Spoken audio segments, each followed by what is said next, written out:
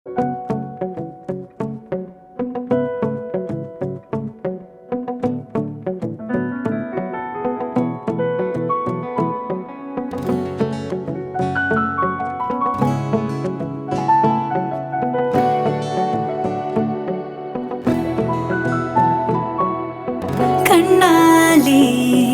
പറയുവതിവളൊരു മിന്നൽ സദാ തൊട്ടാലും വാടാതവളൊരു കനലിൻ തരി.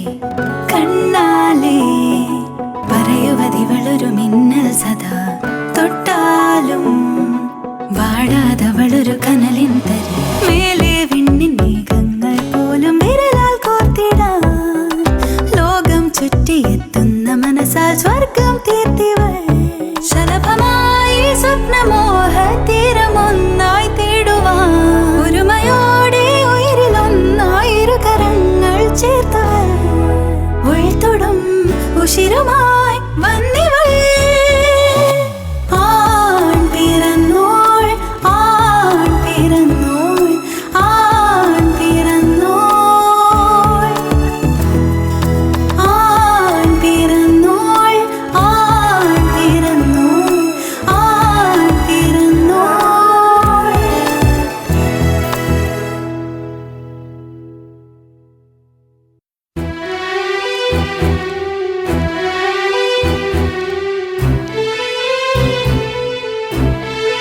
അപ്പോന് നല്ല ക്ഷീണമുണ്ടല്ലേ? ആളാകെ ഡള്ളായിരിക്കുന്നു. ഇരിക്കെ.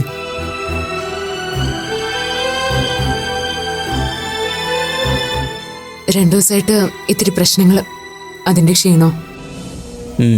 ഞാൻ അറിഞ്ഞു, അമ്മ പറഞ്ഞു. പണിക്കർ സാറ് അത്യാവശ്യം നല്ല രീതിയിൽ തന്നെ കൈകാര്യം ചെയ്തു അല്ലേ? എവിടെ നോക്കട്ടെ. ആഹാ, ഇതല്പം കടന്നുപോയല്ലോ. അമ്മ ആ സമയത്ത് അവിടെ എത്തിയില്ലായിരുന്നെങ്കിൽ വക്കീൽ സാറിനൊരു ക്ലയന്റിനെ നഷ്ടമായേനെ. കയ്യിൽ നിന്നൊരു റീത്തിന്റെ കാശും പോയി കിട്ടിയാനെ. എന്തായിരുന്നു അച്ഛനെ ഇതിന് മാത്രം പ്രയോഗിക്കാനുണ്ടായ കാരണം? തൻ്റെ ഭാഗത്ത് അങ്ങനെ എന്തെങ്കിലും? നോ സർ, ഞാൻ വളരെ ഫ്രണ്ട്ലി ആയിട്ടാണ് സംസാരിച്ചു തുടങ്ങിയത്. ഒട്ടും ഇറിറ്റേറ്റ് ചെയ്യോ പ്രകോപിപ്പിക്കുകയോ ഒന്നും ചെയ്യാതെ വളരെ നല്ല രീതിയിൽ തന്നെയായിരുന്നു ഞാൻ ബിപിയോട് കാര്യങ്ങൾ പറഞ്ഞത്. അപ്പോൾ സാർ എങ്ങനെ റെസ്പോണ്ട് ചെയ്തേ? ഐ മീൻ, പെട്ടെന്നൊരു പ്രകോപനം തോന്നി അപ്പൂനെ ആക്രമിക്കായിരുന്നോ അതോ? ആദ്യമൊക്കെ ഞാൻ പറയുന്നത് കേൾക്കാൻ തീരെ താല്പര്യമില്ലാത്തൊരു ഭാവമായിരുന്നു ബിപിക്ക്. പക്ഷേ പഴയ കാര്യങ്ങളൊക്കെ പറഞ്ഞു തുടങ്ങിയപ്പോൾ തിരിച്ചൊന്നും പറഞ്ഞില്ലെങ്കിലും ബിപി അതിൽ ഇൻവോൾവ് ചെയ്യുന്നതായിട്ട് എനിക്ക് തോന്നി. അതുകൊണ്ടാ ഞാനും ബിപി ഒരു കോംപ്രമൈസ് ലെവലിലേക്ക് കൊണ്ടുവരാൻ ഒരു ശ്രമം നടത്തിയത്. സംസാരിച്ച് കഴിയാറാവുമ്പോഴേക്കും ബിപിയിലൊരു തിരിച്ചുവരവിൻ്റെയോ അല്ലെങ്കിൽ ഒരു റിഗ്രറ്റിൻ്റെയോ സൂചന പോലെ തോന്നി. അതുകൊണ്ടാ അച്ഛനെ ഞാൻ ഹഗ് ചെയ്തത്. ഞാനും അപ്പം അങ്ങനെ ഒരു ഇമോഷണൽ മൂഡിലായിരുന്നു. ബിപി എന്നെ ഹഗ് ചെയ്യാൻ തുടങ്ങുന്ന പോലെയായിരുന്നു ആദ്യം എനിക്ക് ഫീൽ ചെയ്തത്. പക്ഷേ പെട്ടെന്നായിരുന്നു ആ ചേഞ്ച് ഓവർ. ഒരു കെണിയായിരുന്നു എന്ന് മനസ്സിലായപ്പോഴേക്കും രക്ഷപ്പെടാനാവാത്ത വിധം പിടിമുറുക്കിയിരുന്നു ബിപി. ഈ ധൃതരാഷ്ട്ര ആലിംഗനം എന്നൊക്കെ പറയാറില്ലേ, അതെന്താണെന്ന് ശരിക്കും അപ്പോഴാണ് മനസ്സിലായത്. എന്തോ ഭാഗ്യത്തിന് ആ സമയത്ത് അമ്മയ്ക്ക് അങ്ങോട്ട് വരാൻ തോന്നി. അമ്മ അപ്പൂനെ സേവ് ചെയ്ത് കഴിഞ്ഞപ്പോൾ എന്തായിരുന്നു വി പി സാറിന്റെ റിയാക്ഷൻ? കൂളായിരുന്നു അതോ കൂടുതൽ വയലന്റ് ആയിരുന്നോ? ആ ഷോക്കില് ഞാൻ അപ്പോഴേക്കും ഫെയിൻ്റായി. പിന്നെ ഹോസ്പിറ്റലിൽ നിന്ന് ഞങ്ങൾ തിരിച്ചെത്തിയപ്പോൾ ബി പി വളരെ കൂളായിരുന്നു എന്നാണ് അമ്മ പറഞ്ഞത്. അതിനുശേഷം പിന്നെ ഇതുവരെ ഞാൻ ബി പി ഫേസ് ചെയ്തിട്ടില്ല. അതേതായാലും നന്നായി. കുറച്ച് ദിവസത്തേക്ക് അപ്പോ അച്ഛൻ്റെ അടുത്തേക്ക് പോകണ്ട കേട്ടോ. ഈ കൊല്ലാനുള്ള ദേഷ്യം തോന്നിയെന്നൊക്കെ പറഞ്ഞു കേട്ടിട്ടേ ഉള്ളൂ. എന്താണെന്ന് ശരിക്കും എക്സ്പീരിയൻസ് ചെയ്തത് അപ്പോഴാ. അതുകൊണ്ടൊരു ഉപകാരം ഉണ്ടായി. ബി പിക്ക് എന്നോടുള്ള പകയുടെയും വൈരാഗ്യത്തിന്റെയും ഇന്റൻസിറ്റി അറിയാൻ പറ്റി. മറ്റൊരു ഗുണവും കൂടി ഈ സംഭവത്തിലൂടെ ഞാൻ മനസ്സിലാക്കുന്നുണ്ട് അപ്പു. ഞാനും താനും ഒക്കെ ആദ്യം സംശയിച്ചതുപോലെ ബി പിയുടെ ഈ അബ്നോർമാലിറ്റി ഒരു കള്ളനാണയമല്ല, അത് റിയലാണ്. ഇനിയും നമ്മൾ വി പിയുടെ ട്രീറ്റ്മെന്റിന് ഒരു ബെറ്റർ ഓപ്ഷൻ നോക്കണം. ഞാനും അമ്മയും അക്കാര്യം ഡിസ്കസ് ചെയ്തിരുന്നു. ഈ കേസ് ഇടയ്ക്ക് വന്ന് പെട്ടതുകൊണ്ട് പാവം അമ്മ നല്ല പ്രഷറിലാണ്. അത് പറഞ്ഞപ്പോഴാണ് ഓർത്തത്, ആ സിയുടെ വിസിറ്റ് ഇനിയും ഉണ്ടാവും. അപ്പുവിൽ നിന്നോ അമ്മയിൽ നിന്നോ ഈ സംഭവത്തെക്കുറിച്ച് ഒരു പരാമർശവും ഉണ്ടാവരുത്. പിന്നെ ഈ പാടോ മറ്റോ ശ്രദ്ധിക്കുകയാണെങ്കിലേ അപ്പു അമ്മയും ഒരേ രീതിയിൽ തന്നെയായിരിക്കണം അതിന് വിശദീകരണം നൽകേണ്ടത്. മനസ്സിലായി സർ. ഓക്കെ, എന്നാൽ അപ്പു റെസ്റ്റ് എടുത്തോ. എന്തെങ്കിലും ഉണ്ടെങ്കിൽ എന്നെ വിളിച്ചാൽ മതി.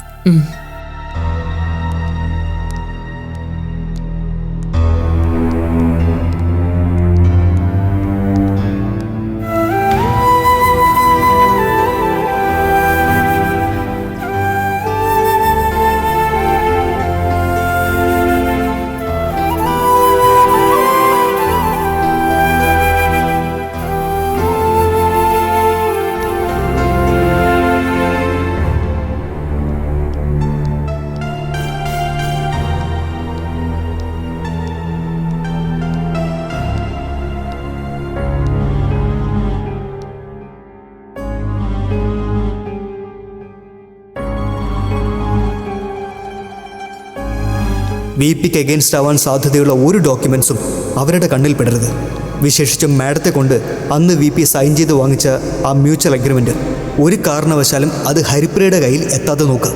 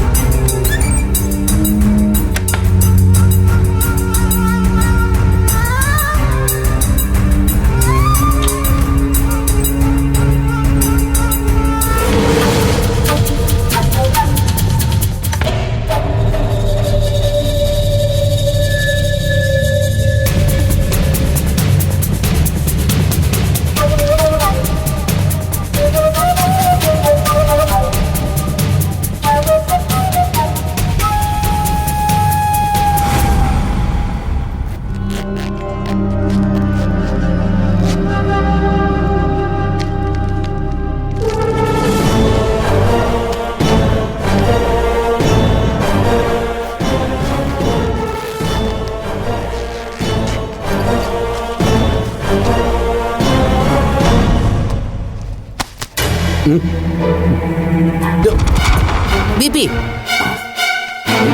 ഇത് വി പി എന്നെ കൊണ്ട് അന്ന് സൈൻ ചെയ്യിപ്പിച്ച എഗ്രിമെന്റാ. വി പിക്കെതിരെ ഇപ്പൊ പോലീസ് അന്വേഷണം നടക്കുന്നുണ്ട്. അതുകൊണ്ട് ഈ എഗ്രിമെന്റ് ഇവിടെ വയ്ക്കുന്നത് അപകടമാണെന്ന് വക്കീല് പറഞ്ഞു. അതുകൊണ്ടാണ് ഞാനിത് എടുത്തത്. ഇതിവിടെ വച്ചേക്കണ്ട വി പി, നമുക്കിത് കളഞ്ഞേക്കാം. എന്താ?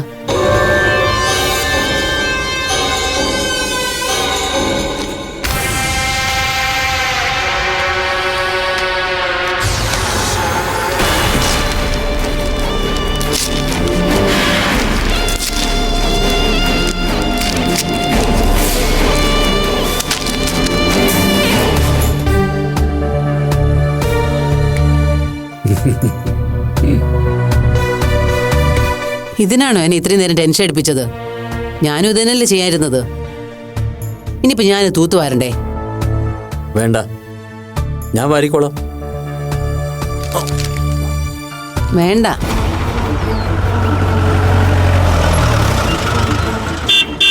ഞാൻ വാരിക്കോളാം. ഞാൻ വാരാം. ആരോ വന്നു തോന്നുന്നു. ഞാനല്ലേ കയറിയത്. ഞാൻ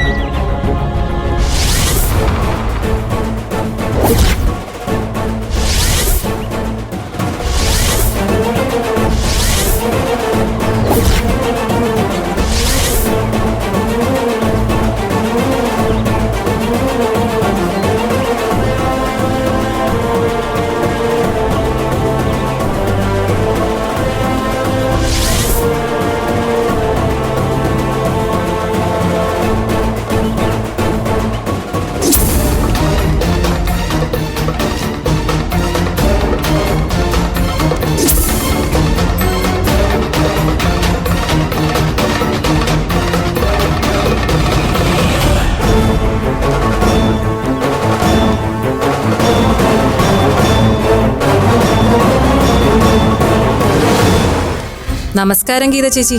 നമസ്കാരം മാഡം. ചേച്ചി അകത്ത് നല്ല ജോലിയിലായിരുന്നെന്ന് തോന്നല്ലോ. ഞാൻ 1-2 പ്രാവശ്യം ഹോൺ അടിച്ചായിരുന്നു, കണ്ടില്ല. അതുകൊണ്ട് ചോദിച്ചതാ. സോറി, ഞാൻ റൂമൊക്കെ ഒന്ന് ക്ലീൻ ചെയ്യായിരുന്നു, അതാ ലേറ്റ് ആയത്. It's okay. അല്ല, ഞാൻ കരുതി ഈ വിസിറ്റേഴ്സിനെയൊക്കെ ഫിൽട്ടർ ചെയ്യാൻ വേണ്ടി ചിലരകത്ത് നിന്ന് ഗേറ്റ് ലോക്ക് ചെയ്യാറുണ്ട്, അതുപോലാണെന്ന് വിചാരിച്ചു. അല്ല, ഇവിടെ മെയ്ഡൊന്നുമില്ലേ?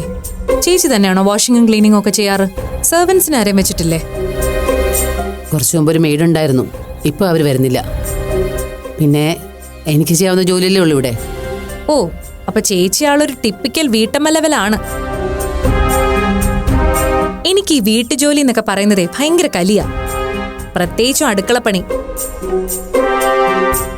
ആ, കഴിഞ്ഞ തവണ വന്നപ്പോഴേ ഞാൻ ചോദിക്കണമെന്ന് വിചാരിച്ചൊരു കാര്യ. തുടക്കം മുതലേ ചേച്ചി ഹൗസ് വൈഫിന്റെ റോളിലാണോ അതോ മുൻപ് എവിടെയെങ്കിലും വർക്ക് ചെയ്തിട്ടുണ്ടോ? അങ്ങനെ ഓഫീസ് സ്റ്റാഫായിട്ടൊന്നും വർക്ക് ചെയ്തിട്ടില്ല. പിന്നെ മുമ്പ് ചില ബ്രൈഡൽ വർക്കെല്ലാം ചെയ്തിട്ടുണ്ട്. പിന്നെ ചില ബുക്സ് എല്ലാം ട്രാൻസ്ലേറ്റ് ചെയ്തിരുന്നു. ആഹാ, ആളപ്പോ ഒരു പൊടി സകലകലാവല്ലഭയാണല്ലേ. ചേച്ചി എവിടെ വരെ പഠിച്ചു? MA literature. മൈ ഗോഡ്, ഇത്രയും അക്കാഡമിക് ക്വാളിഫിക്കേഷൻ ഉണ്ടായിട്ടുകൂടി ചേച്ചി പിന്നെന്താ ജോലിക്ക് ട്രൈ ചെയ്യാത്തെ? 1-2 ടെസ്റ്റൊക്കെ എഴുതി, പിന്നെ ട്രൈ ചെയ്തില്ല. ഞാനന്ന് വന്നപ്പോഴേ ശ്രദ്ധിച്ചു, നല്ല ഡിസൈനും സ്ട്രക്ചറും ആണ് ഈ വീടിന്റെ. ഇങ്ങനൊരു ഡിസൈനും ആംബിയൻസും ഒക്കെ ആരുടെ ഐഡിയ ആണ്? മിസ്റ്റർ വിജയ് പണിക്കരുടേതാണോ അതോ മിസ്സിസ് പണിക്കരുടെ കയ്യൊപ്പുണ്ടോ ഇതിലും? അങ്ങനെയൊന്നുമില്ല, VPയുടെ തീരുമാനമായിരുന്നു ഇങ്ങനൊരു വീട്. എനിക്കും അത് ഇഷ്ടമായി. കൊള്ളാം, ഒരു traditional urban mix. Mister Panicker ഒരു പഴയ ചിന്താഗതിക്കാരനായിരുന്നു അല്ലേ? അല്ല, ഞാൻ ഉദ്ദേശിച്ചത് ഈ പഴയ തറവാട് രീതിയൊക്കെ ഫോളോ ചെയ്യുന്ന, എന്താ പറയാ, ഈ കാരണവന്മാരുടെ കൂട്ട്. സന്ധ്യയ്ക്ക് വിളക്ക് വെച്ച് പ്രാർത്ഥിക്കുക, ഉമ്മറത്ത് ഒരു ചാരുകസേര ലൈനൊക്കെ ഇല്ലേ, അതാ ഞാൻ ഉദ്ദേശിച്ചത്. VP അങ്ങനെയൊന്നും അല്ല. VP നല്ല രീതിയിൽ മോഡേൺ ഔട്ട്ലുക്കുള്ള ആളാ. എനിക്കും അപ്പൂനൊക്കെ ആവശ്യത്തിനുള്ള ഫ്രീഡം തരാൻ VP എപ്പോഴും ശ്രദ്ധിച്ചിരുന്നു, പ്രത്യേകിച്ചും അപ്പൂൻ്റെ കാര്യത്തിൽ. അവൾക്ക് ഇഷ്ടമുള്ള രീതിയിൽ ജീവിക്കുന്നതിനോട് VPക്ക് ഒരു എതിർപ്പും ഉണ്ടായിരുന്നില്ല. എതിർപ്പുണ്ടായിരുന്നത് മാത്രമല്ല, അപ്പൂനെ സപ്പോർട്ട് ചെയ്യുകയും ചെയ്തിരുന്നു. ചേച്ചിയെ, ഞാൻ ചോദിച്ച ചോദ്യത്തിന് ആവശ്യത്തിൽ കൂടുതൽ ഉത്തരങ്ങളായി. ഇതാരോ പറഞ്ഞു പഠിപ്പിച്ചതുപോലെ ഉണ്ടല്ലോ. സോറി, ഞാൻ എനിക്കറിയാവുന്ന എക്സ്പീരിയൻസിലുള്ള കാര്യം പറഞ്ഞു എന്നേ ഉള്ളൂ. സ്വന്തം ഫാമിലിക്ക് ഇത്രയും ഫ്രീഡം അനുവദിക്കുകയും അത്യാവശ്യം പുരോഗമന ചിന്താ രീതിയും ഒക്കെയുള്ള ഒരാള് പിന്നെന്തിനാ മകൾക്ക് ഇങ്ങനൊരു പ്രശ്നം വന്നപ്പോ ഈ രീതിയിൽ റിയാക്ട് ചെയ്തത്? ഐ മീൻ, വീട്ടിൽ നിന്ന് ഇറക്കി വിടുകയും ഭക്ഷണത്തിൽ വിഷം ചേർത്ത് കൊല്ലാൻ നോക്കിയതും ഒക്കെ. മാഡം, അത് VP പെട്ടെന്നുണ്ടായ ദേഷ്യത്തിൽ വെറുതെ, അല്ലാതെ ശരിക്കും വേണമെന്ന് കരുതി ചെയ്തതൊന്നുമല്ല. എന്തുവാ ചേച്ചി ഇത്? അപ്പോഴത്തെ ഒരു ദേഷ്യത്തിന് ഒരു അടി കൊടുത്തു എന്നൊക്കെ പറഞ്ഞാൽ നമുക്ക് മനസ്സിലാവും. അതുപോലെയാണോ അപ്പോഴത്തെ ഒരു ദേഷ്യത്തിന് ആഹാരത്തിൽ വിഷം ചേർത്ത് കൊല്ലാൻ നോക്കി എന്നൊക്കെ പറയുന്നത്? അതിന് ആഹാരം വേണം, പോയിസൺ നേരത്തെ കരുതി വെക്കണം, പിന്നെ ആ വിഷം ആരും അറിയാതെ ആഹാരത്തിൽ കലർത്തണം. അങ്ങനെ ഒരുപാട് തോട്ട് പ്രോസസ് ഉണ്ടല്ലോ ചേച്ചി. അപ്പൊ പിന്നെ അതെങ്ങനെ പെട്ടെന്നുള്ള ദേഷ്യത്തിന്റെ റിയാക്ഷൻ ആവും? ശരിയല്ലേ? ഇനി അതൊരു മർഡർ അറ്റംപ്റ്റ് ആയിരുന്നില്ല, സൂയിസൈഡ് അറ്റംപ്റ്റ് ആയിരുന്നു എന്ന് ചേച്ചി പറഞ്ഞാലും അത് ഞാൻ ചോദിച്ചതിനുള്ള ഉത്തരവായി. അത്രയ്ക്ക് നാണക്കേടും മാനഹാനിയും ഒക്കെ ഉണ്ടായിട്ടാവുമല്ലോ ഒരാൾ കുടുംബത്തോട് ആത്മഹത്യക്ക് ശ്രമിക്കുന്നത്. അതിനർത്ഥം വിജയ് പണിക്കർ എന്ന ഭർത്താവ്, അച്ഛൻ, സ്വന്തം മകളുടെ ഈ ട്രാൻസ് ജീവിതം ഒരിക്കലും അംഗീകരിക്കാൻ കഴിയാത്ത ഒരാളായിരുന്നുവെന്ന് ആദ്യ വായനയിൽ തന്നെ നമുക്ക് ഉറപ്പിച്ചു പറയാൻ പറ്റുമല്ലേ? മാഡം വന്നേ എന്തിനാ? നമ്മുടെ ജോലി ഇതായി പോയില്ലേ? ഇനി ഈ റിപ്പോർട്ട് കൊടുക്കും വരെ ഇടയ്ക്കിടയ്ക്ക് ഇങ്ങനെ നമ്മുടെ ശല്യം ഉണ്ടായിക്കൊണ്ടിരിക്കും. ആ, എനിക്ക് അപ്പൂനെയും മിസ്റ്റർ വിജയ് പണിക്കരെ ഒന്ന് കാണണം. എന്താ ചേച്ചി, രണ്ടുപേരും ഇവിടെ ഇല്ലേ? ഉണ്ട്, ഞാൻ VPയുടെ റൂം ക്ലീൻ ചെയ്തുകൊണ്ടിരിക്കുകയായിരുന്നു. ചേച്ചിയുടെ ക്ലീനിങ് പരിപാടി നടന്നോട്ടെ, ഞാൻ ആ സമയത്ത് അപ്പൂനെ കാണാം. എന്തേ? ഞാൻ വിളിപ്പിക്കാം. ഏയ്, അതൊന്നും വേണ്ട, ഞാൻ പോയി കണ്ടോളാം. ചേച്ചിയുടെ ജോലി നടക്കട്ടെ. അപ്സ്റ്റേഴ്സിലല്ലേ അപ്പൂന്റെ റൂം? അതെ.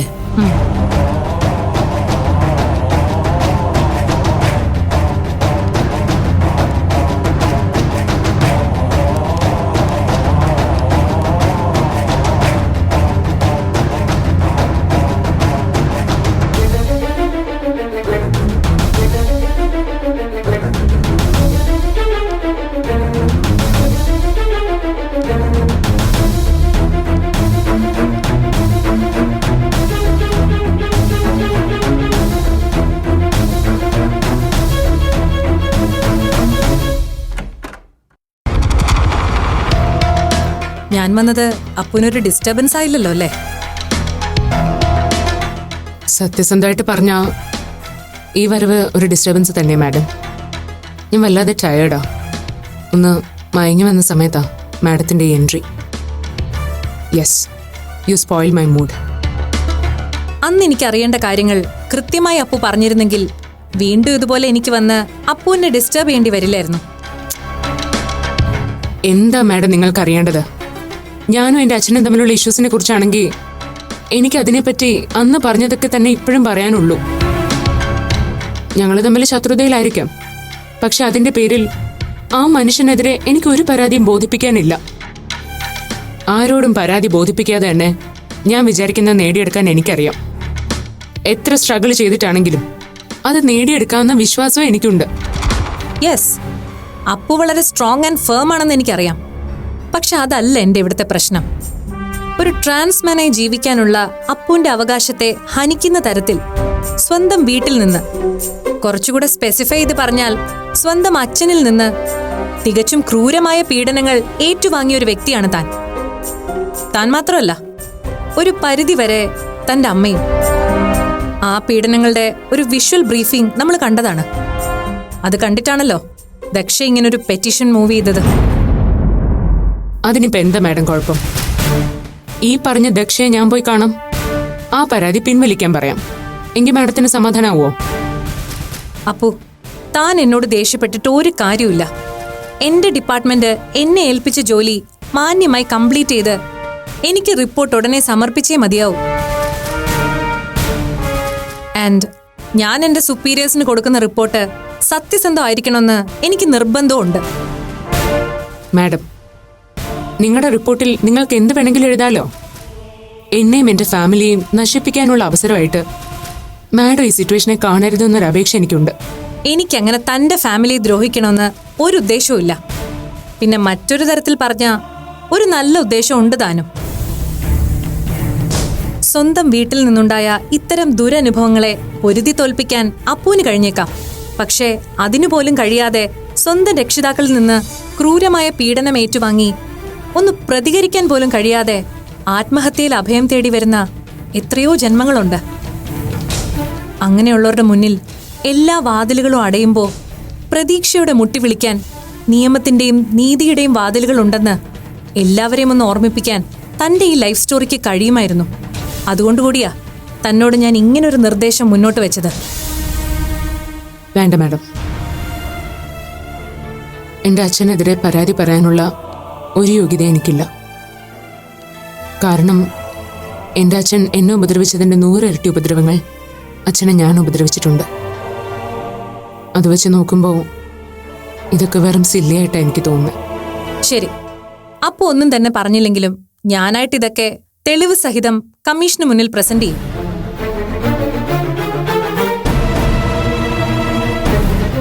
അല്ല, ഇതെന്തു പറ്റി? അപ്പുവിന്റെ കഴുത്തിലൊരു പാടുണ്ടല്ലോ, നോക്കട്ടെ. എന്താടോ ഇത്? ആരെങ്കിലും ഉപദ്രവിച്ചതാണോ? ഏയ്, ഒന്നുമില്ല. നോ, ഒന്നുമില്ലെന്ന് പറഞ്ഞ് അങ്ങനെ ഒഴിഞ്ഞു മാറിയാൽ എങ്ങനെ Appu? Madam please live me. എന്നെ ആരും ഉപദ്രവിച്ചിട്ടില്ല. പിന്നെ ഇതെങ്ങനെ ഈ പാട് ഇവിടെ വന്നു എന്ന് മാഡത്തിന് അറിഞ്ഞടങ്ങുമെന്ന് വാശിയുണ്ടെങ്കിൽ ഞാൻ പറയാം. ഇന്നലെ ഞാൻ ദാ അവിടെ ഒന്ന് സ്ലിപ്പായി, കഴുത്ത് ചെന്ന് അവിടെ ഒന്ന് ഇടിച്ചു. അതിന്റെ പാടാ ഇത്. ഇനഫ്? മതിയോ? ഇനിയെങ്കിലും ഒന്ന് പോയി തന്നൂടെ madam, please. Okay okay, relax Appu, relax. ഇനി അധികം നിന്ന് ഞാൻ അപ്പുവിന്റെ മൂഡ് സ്പോയിൽ ചെയ്യുന്നില്ല. Okay, see you, take rest.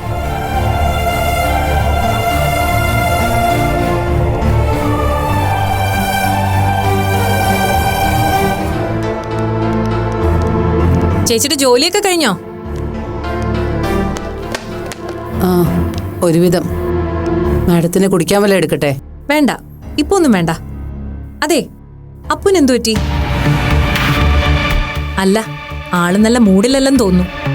ഞാൻ ചില കാര്യങ്ങൾ ചോദിച്ചപ്പോ എന്നോട് ഷൗട്ട് ചെയ്തു. സാരമില്ല, ഷീസ് നോട്ട് വെൽ. അതിന്റെ അസ്വസ്ഥതകൾ കൊണ്ടാവാം അല്ലേ? അതെ, മെനസ്ട്രൽ പ്രോബ്ലം കൊണ്ട് അപ്പൂനിങ്ങനെ മൂഡ് സ്വിങ്സ് ഉണ്ടാകാറുണ്ട്. യാ, ഐ കൻ അണ്ടർസ്റ്റാൻഡ്. സർജറി എന്നത്തേക്കാണെന്നത് വല്ലതും ഫിക്സ് ചെയ്തോ? എക്സാക്ട് ഡേറ്റ് തീരുമാനിച്ചിട്ടില്ല, എന്നാലും ഉടനെ ഉണ്ടാവും. ഒരർത്ഥത്തിൽ അപ്പു ആഗ്രഹിച്ച സർജറിയാണിതല്ലേ? അതിന്റെ പേരിൽ അച്ഛനും മോളുമായി ഇപ്പോഴും നല്ല ക്ലാഷ് ഉണ്ടല്ലോ. ഇല്ല മാഡം, അപ്പുവിന്റെ സർജറിയുടെ കാര്യമൊന്നും വി പിക്ക് അറിയേയില്ല. അത് വെറുതെ. എന്നിട്ടാണോ ഇന്നലെ അതിന്റെ പേരിൽ അച്ഛനും മോളും തമ്മിൽ വഴക്കുണ്ടായത്?